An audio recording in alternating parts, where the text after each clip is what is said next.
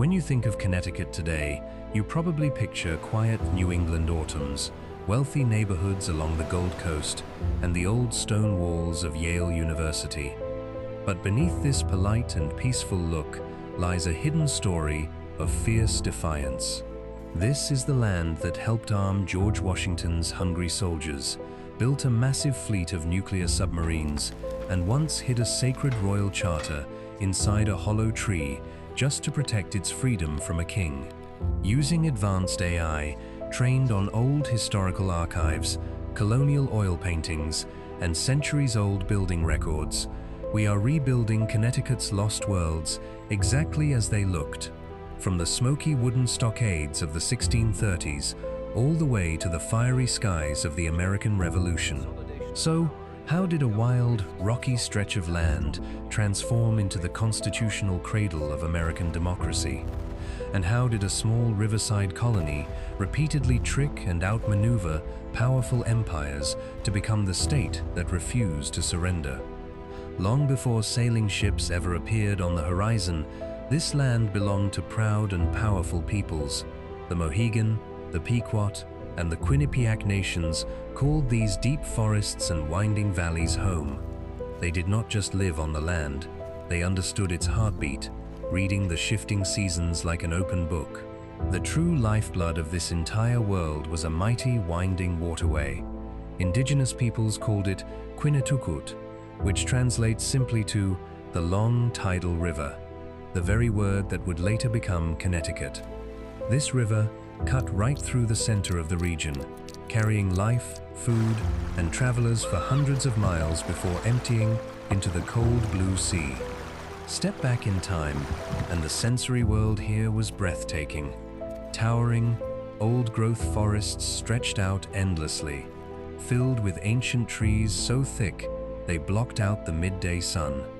Along the riverbanks, bustling seasonal fishing camps came alive each spring as silverfish swam upstream in numbers too big to count.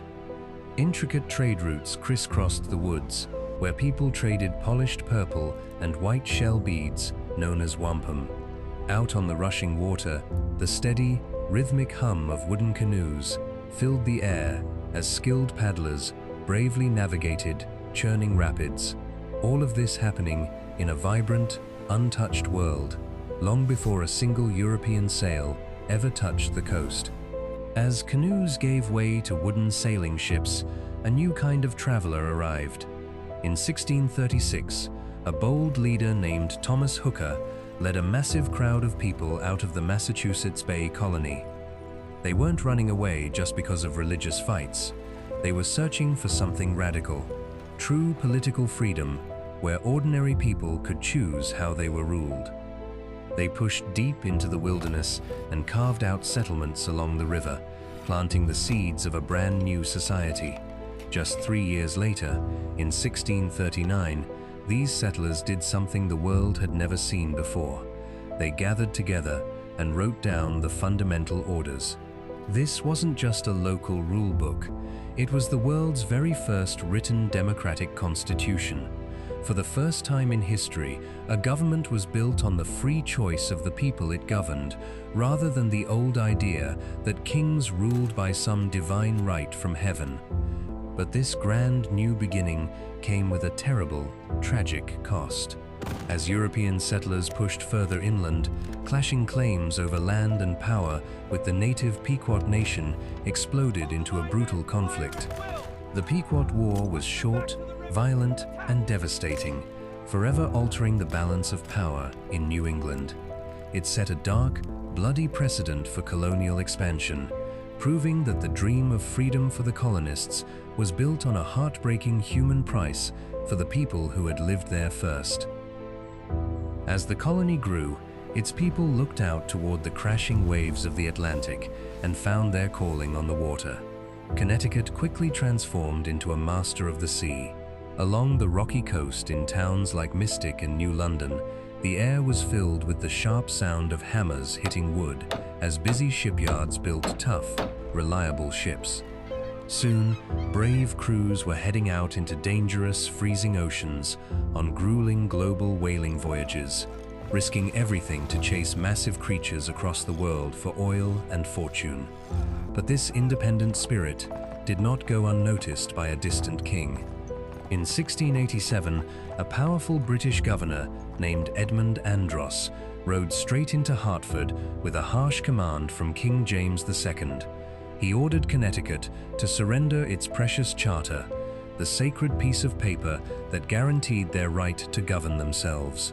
Handing it over meant giving up their hard-earned freedom and bowing down to absolute royal control. As night fell, colonial leaders met face to face with the governor inside a hot, smoky, candle-lit tavern. The tension in the room was thick enough to cut with a knife. Then, in a split second, every single candle was blown out, plunging the crowded room into total darkness. In the sudden chaos, a quick-handed patriot snatched the parchment document right off the table, slipped out into the dark night, and raced toward a massive, ancient white oak tree. He jammed the charter deep inside its wide, hollow trunk. When the candles were finally relit, the document had vanished, swallowed by the tree and safely hidden away, creating a legendary symbol of defiance for a state that refused to break. As the 1800s rolled on, deep moral cracks began to show across the nation. In a quiet Connecticut town, a brave woman named Prudence Crandall decided to stand up for what was right. She opened a school for young black women, believing they deserved a proper education just like anyone else. But her incredible courage was met with vicious local hatred. Angry mobs smashed her windows, threw rocks, and tried to destroy the school. Yet Prudence refused to back down, showing that her resolve was as unyielding as stone. Soon, another shocking storm was heading straight for Connecticut's shores. In 1839, a Spanish slave ship named the Amistad was spotted off the coast of Long Island. Captive Mende Africans had bravely risen up, fought for their freedom, and taken control of the vessel. The ship was sailed right into New London waters, suddenly turning a quiet local port into the center of a massive global crisis. What followed was a historic legal battle that shook the entire country. Brought to court in New Haven, the captive men faced heavy political pressure from powerful foreign leaders, demanding they be handed over to face punishment. But Connecticut's courts stood tall. Supported by powerful legal arguments from former President John Quincy Adams, the judges boldly defied international pressure and declared that the men were free. It was a stunning triumph for human rights, anchored by the fierce, independent spirit of a state that refused to compromise on justice. When the American Revolution exploded, Connecticut earned a proud and dangerous title, the Provision State. While other colonies fought with words, Connecticut fueled the physical fight. Its smoky ironworks forged heavy cannons, its busy farms packed thousands of barrels of food, and its hidden mills turned out vital gunpowder. General George Washington's Continental Army survived the bitter cold and brutal battles largely because Connecticut kept them fed, clothed, and armed to the teeth. But feeding the rebellion put a massive target on the state's back. In April 1777, British General William Tryon launched a surprise attack from the sea, marching troops inland to burn down a major rebel supply depot hidden in the town of Danbury. Soon, thick black smoke choked the spring air as enemy soldiers torched houses and warehouses filled with precious military gear. Connecticut refused to roll over. Local patriots quickly formed a desperate guerrilla defense, led by two fierce commanders, General David Wooster and General Benedict Arnold. At 67 years old, General Wooster charged headfirst into enemy gunfire, shouting for his men to hold the line before taking a fatal bullet.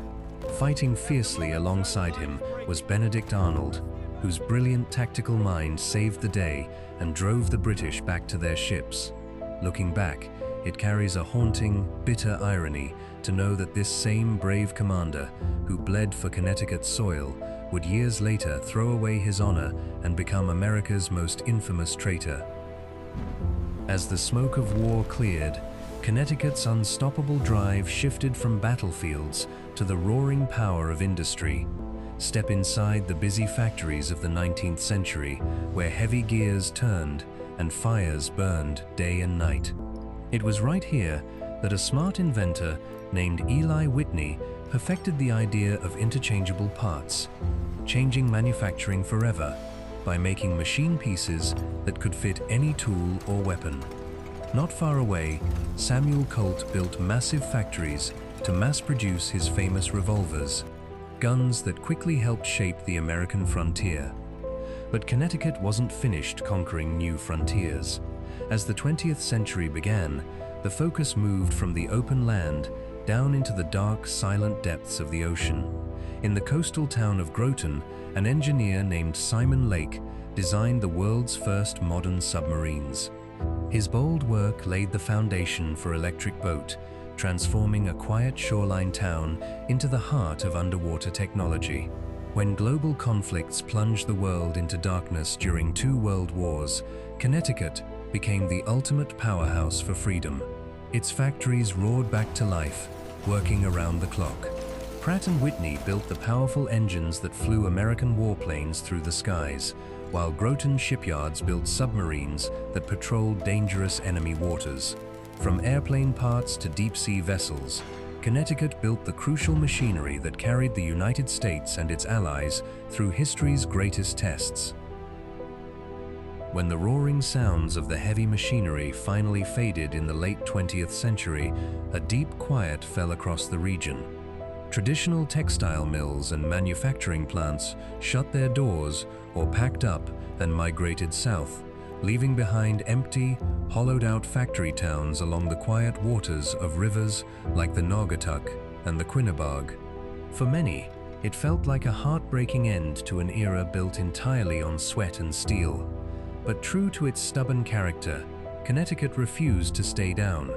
Rising up from the ashes of its industrial decline, the state completely reinvented how it worked. Hartford transformed into the insurance capital of the world, while surrounding areas attracted high-tech defense aerospace companies and major financial businesses, proving that brilliant minds could match hard brawn. Today, Connecticut carries out an incredible balancing act. It successfully honors its gritty, hard-working industrial legacy while embracing modern corporate wealth. Yet, if you travel down its winding back roads, you can still see history watching over the present. Quiet colonial town greens, old stone walls, and centuries-old wooden homes standing proudly against the changing times, proving that a state built on fierce independence will always find a way to survive and thrive. From hiding a sacred royal charter inside a hollow oak tree to building advanced steel submarines that silently patrol the dark depths of the oceans today, Connecticut's story is bound together by a single, unbreakable thread: a fierce refusal to surrender. The echoes of colonial rebels, brave abolitionists, and tireless industrial pioneers still ring loud across the landscape of modern Connecticut. Their courage left a permanent mark on every river valley, every old town green, and every community that values freedom and resilience. If you'd like to explore another lost world or untold chapter of history, let us know in the comments below. A like and a subscription truly helps us keep making these documentaries. And as always, we'll see you in the past.